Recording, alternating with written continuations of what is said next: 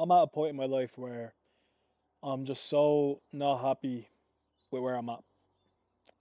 And that's the God honest truth because I hit 1 year sober a week ago. And I had it in my head that once I hit 1 year sober, everything would be better. Life would be looking different. I would have been so much further ahead in my content, in the way I speak, the way I produce my videos, the way my life would be looking. I really had such a deluded view of how my life would be after a year sobriety. The biggest problem with it was I didn't understand that sobriety was just going to make me have more questions in regard to how I am, why I do the things I do, why I think the things I think. And I'll be honest with you, I'm at a quarter life crisis type of scenario right now. And I'm not mad about it. I believe I need to go through this right now. And even if I don't, I will gaslight myself into thinking that I need to go through this. Because this is how you realize who you are and what you need to do in this world. You got to go through some tough times. And sometimes them times are on your own. And again, yeah, I'm lonely. Don't really got many friends. Don't really go out. Don't do much. I don't want sympathy. Like, I've done this to myself. I put myself in this scenario. Whether it was from self-sabotaging or just me making an executive decision to leave a lot of the friend groups I was in and to do what was best for me. I'm here because my choices have brought me here, and I'm not going to play victim or cry about it. But I think it's only fair to say that it's really hard. It's extremely hard to be 27 years old and to know that you had so many dreams and aspirations for your 27-year-old self, and you're just getting a fat reality check that your life isn't turning out the way that you wanted it to be. And again, I'm not mad at it. Obviously, I'm not particularly grateful for the place I'm in right now. As I work a job where I'm not saying that I dislike the job, I just know that I don't get any purpose or fulfillment from it. And I know that if I was to leave tomorrow, I could be replaced like that. And you find that in a lot of the finance sector and jobs where you're seen as more so a number. Now, please understand when I say this, I'm no way, shape, or form bagging on my job. I love the people in it. It's a great establishment. I'm very blessed to have been given the opportunity to work there. But it's just the fact that a lot of us grew up thinking that we were going to be special. A lot of us had this deluded view on themselves where you thought that everything would just magically work out, that you'd have all the money, you'd have your house, you'd have the partner of your dreams, you'd have the cars, you'd have everything that you've ever dreamed of from the movies, because that's what you were told. That's what you were promised. And it's only fair to be humbled. What I'm understanding is the best way to be humbled is to accept it head on and not try to cry at it or scratch at it or be angry that it hasn't worked out the way it has. Because everything that I've done at this point in my life has led to this. I'm 100% responsible for where I currently am. And the problem is, where I'm currently at for a lot of people would be quite amazing for them, I'm sure. Now, I don't like to compare my bullshit with other people's bullshit because at the same time, I don't know what it's like to grow up in a war-torn country. Okay, I never had that experience. I didn't grow up like that. Same time, I have to understand that I'm in a position where my life can change in a day. Depending how consistent I say, depending how much work I put into myself, my life could change so quickly. While there's other people who don't have that luxury, who don't have that opportunity. And I just have to keep reminding myself that while this is currently where I'm at, it won't be like this forever. It will eventually get better. Things will eventually start to work out, and I'll be grateful for these times and these moments and these thoughts. It doesn't change right now that they feel absolutely miserable. This is the part of self-improvement where a lot of people don't show. Because what I've always seen with these self-improvement guys on this platform on YouTube, they love to tell you that you got to get up at 6 o'clock in the morning, you got to ground yourself by walking around on your bare feet, you get a cold shower or an ice bath, then you go for your 5k run, you eat healthy. You know, all well and good, right? When you literally just do self-improvement. You don't have to worry about getting up for a 9 to 5.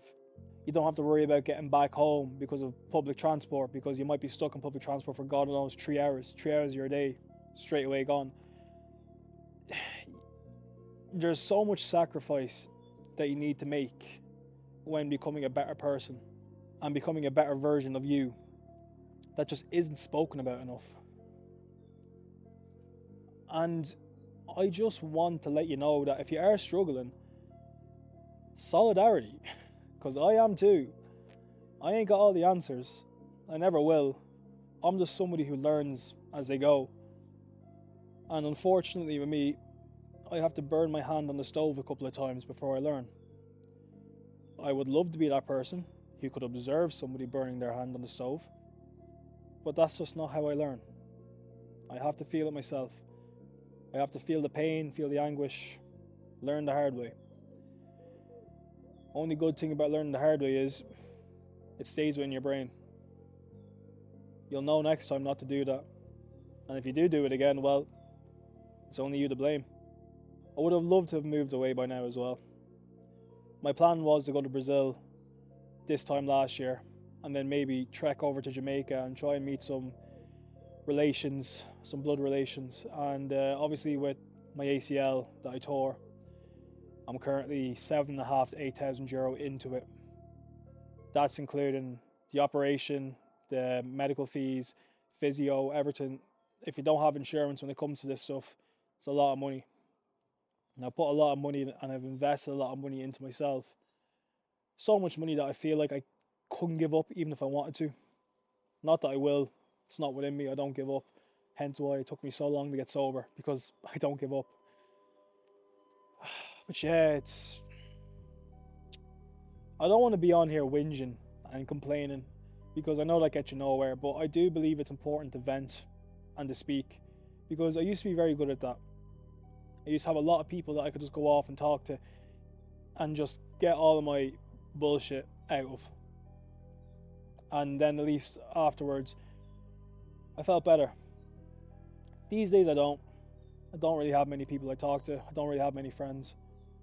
So the only time I'm feeling like I can get this off my chest is when I talk to the camera.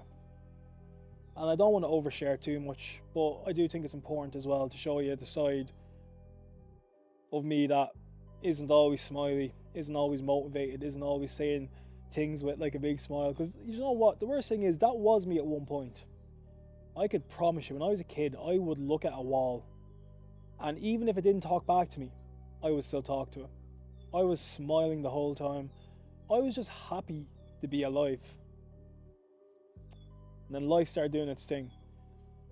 And the biggest problem was I let life do its thing. I just sat back and became a passenger and watched all these horrible things happen to me, and I took no action. I got no one to blame but myself. And what I've noticed is even me blaming myself doesn't work, doesn't help. What's beating myself up going to do?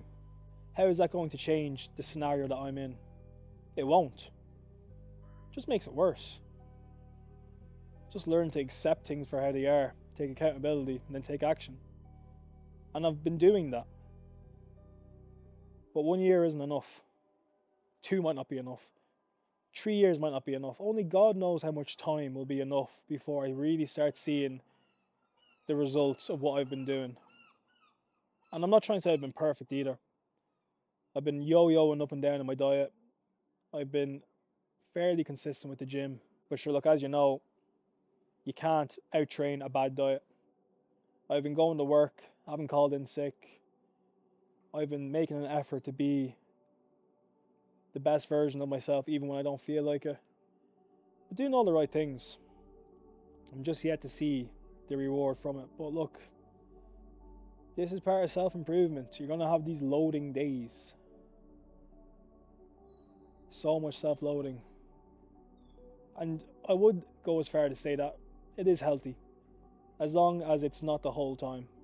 As long as you're able to get it all out of you, and then that's it. It's done. Because you need to validate your emotions.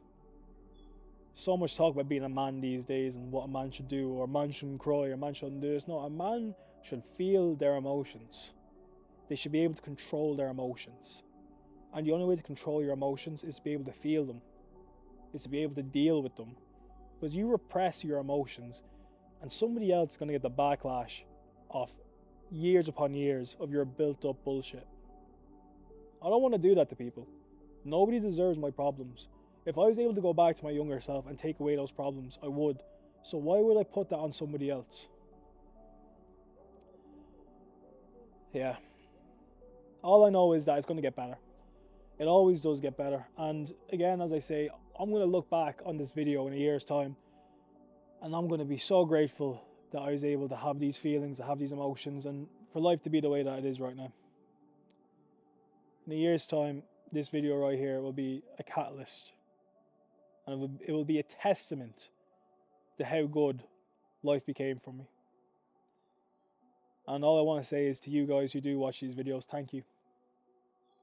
Thank you for being a part of my journey and being the very first ones to see me start to achieve greatness.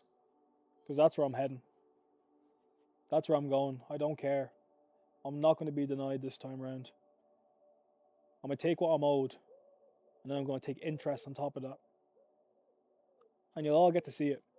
You get to see the whole journey of somebody who came from basically being a recovering addict to doing amazing things. That's what this journey is going to be. And it starts here.